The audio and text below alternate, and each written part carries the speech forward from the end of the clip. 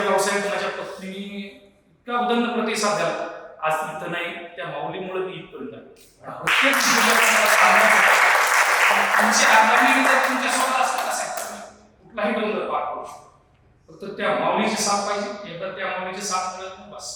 आणि तिचं सतत होतं. मी ज्यावेळेस इथून जस्ट 2 नंबरच्या प्लॉटमध्ये मी सुरुवात केली, त्यावेळेस सुरुवात केली तर 4 टेबल आणि 3 माणसं, माझी पत्नी, मी आणि अजून एक नोकर, 3 लोकांपासून सुरुवात केली सर. आज त्या 3 लोकांच्या 3-4 टेबल पासून सुरुवात मी लवकरच भूमकर चौकामध्ये जवळपास 9000 स्क्वेअर फुटाचं रेस्टॉरंट चालू होतं.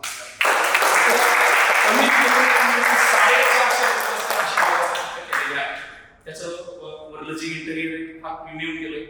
माझा सांगायचं तात्पर्य की बऱ्याच वेळा काय होतं, उद्योजकांना खालच्यांना कहाणी ऐकली की वाटतं काय हे नेहमीपर्यंत कशी येते. पण हा प्रवास 2001 ते 2025 पर्यंत, तेवढ्या 25 वर्षात कित्येक संकट आले, त्या संकटाला तोंड देत तिथपर्यंत पोहोचलो. त्यामुळं प्रत्येक जणांनी काय होतं, लोकांना आजचं ताजं दिसतं, पण ती बघण्याच्या अगोदर याच्या अगोदरची पार्श्वभूमी कशी, यांचा प्रवासापर्यंत येण्यामध्ये किती अडथळे आहेत. हे काय होतं, बऱ्यापैकी उद्योजक करतात, पहिले 6 महिन्यात प्रयत्न करतात, 6 महिन्यात कुठेतरी अपयश दिसलं की ते थांबतात. पण मी ते थांबलो. मला ज्यावेळेस 1-2-3 अपयश आलं, त्यानंतर मी माझ्या मनाशी गाठ धरली, नाही मी हॉटेल आणि मला हॉटेल व्यवसायातच करिअर करायचं, आणि ते केलं. फक्त त्याच्यासाठी सातत्याने थांबलो पाहिजे.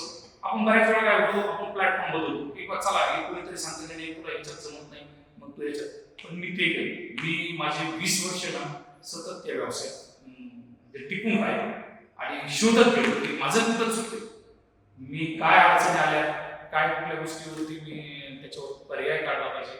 मी असं की व्यवसायाकडे गेलो, त्यांना भेटलो किंवा माझं कुठं चुकतंय, काय चुकतंय. आणि एक घडीवर एक व्यवसायाचा मी किस्सा सांगणार तुम्हाला.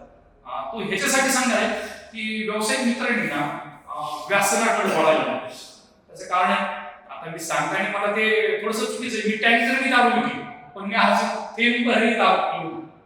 तो माझा व्यवसाय होता. मी दारू घेतली, आजही ते व्यवसाय आहे, पण मी स्वतःला त्याच्यात अडकलो.